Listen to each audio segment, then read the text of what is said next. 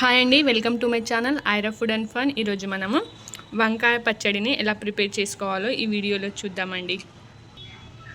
On చేసి pan పెట్టుకుని 2 table spoons oil వేసుకుందామండి. ఆయిల్ హీట్ అయ్యాక ఇందులో 1 స్పూన్ ధనియాలు, 1 స్పూన్ జీలకర్ర అండి. వీటిని ఆయిల్లో లైట్గా ఫ్రై చేసుకోవాలి. ఇవి లైట్గా ఫ్రై అయిన తర్వాత ఇందులో 2 టమాటాలను ఇలా కట్ చేసి వేసుకుందాం. ఒక 6-7 పచ్చిమిర్చీలను ఇలా కట్ చేసి వేసుకోవాలి. వీటిని ఒకసారి కలుపుకుందామండి. ఇప్పుడు దీన్ని క్లోజ్ చేసి టమాటాలు సాఫ్ట్గా అయ్యేంత వరకు మగ్గించుకుందాం. ఇప్పుడు ఒకసారి చెక్ చేద్దామండి. మన టమాటాలు బాగా సాఫ్ట్గా మగ్గిపోయాయి చూడండి, ఈ విధంగా. ఇప్పుడు స్టవ్ ఆఫ్ చేసి వీటిని మిక్సీ జార్లోకి తీసుకుందాం.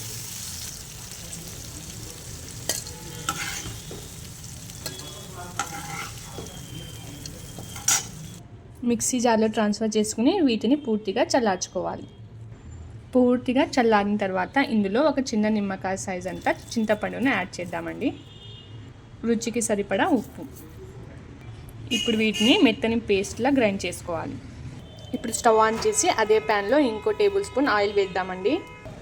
ఇందులో మనం కట్ చేసి పెట్టుకున్న వంకాయలండి. ఇవి 1/2 కిలో వంకాయలను ఇలా కట్ చేసి వేసుకోవాలి.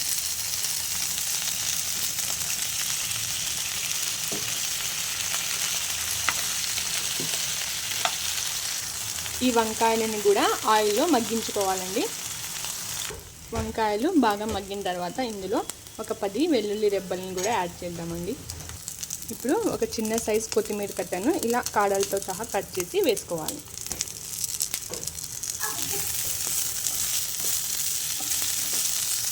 వీటిని కూడా ఒక 2 మినిట్స్ పాటు ఫ్రై చేసుకుందాం. రెడీ అయిపోయిందండి. ఇప్పుడు స్టవ్ ఆఫ్ చేసి వీటిని పూర్తిగా చల్లార్చుకోవాలి. ఇలా గ్రైండ్ చేసి పెట్టుకున్న టమాటా పచ్చిమిర్చి పేస్ట్లో మనం వంకాయలను యాడ్ చేద్దామండి. ఇప్పుడు దీనికి కవర్ చేసి మిక్సీని ఆపి గ్రైండ్ చేసుకోవాలి. చూడండి, ఈ విధంగా గ్రైండ్ చేసుకోవాలి. ఇప్పుడు మీరు ఒకసారి సాల్ట్ టేస్ట్ చెక్ చేసుకొని తక్కువ అయితే వేసుకోండి. ఇప్పుడు అదే ప్యాన్లోకి 2 టేబుల్ స్పూన్ ఆయిల్ వేసుకుందామండి. ఇందులో 1/2 స్పూన్ ఆవాలు, 1 స్పూన్ జీలకర్ర, 2 ఎండుమిర్చీలను ఇలా తుంచి వేసుకోవాలి. ఇప్పుడు ఇందులో ఒక చిన్న సైజ్ ఆనియన్ని ఇలా కట్ చేసి వేసుకుందాం.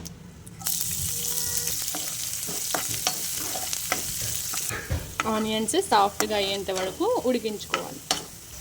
ఆనియన్స్ ఇలా సాఫ్ట్గా అయిన తర్వాత ఇందులో మనము గ్రైండ్ చేసి పెట్టుకున్న వంకాయ పచ్చడిని యాడ్ చేద్దామండి. కొద్దిగా కరివేపాకును వేసుకుందాం. వంకాయ పచ్చడి యాడ్ చేసిన తర్వాత ఈ పోపులో కలిసే విధంగా కలుపుకోవాలి. మన వంకాయ పచ్చడి రెడీ అయిపోయిందండి. దీన్ని మనము సర్వ్ చేసుకుందాము. అంతే అండి, మన వేడి వంకాయ పచ్చడి రెడీ అయిపోయింది.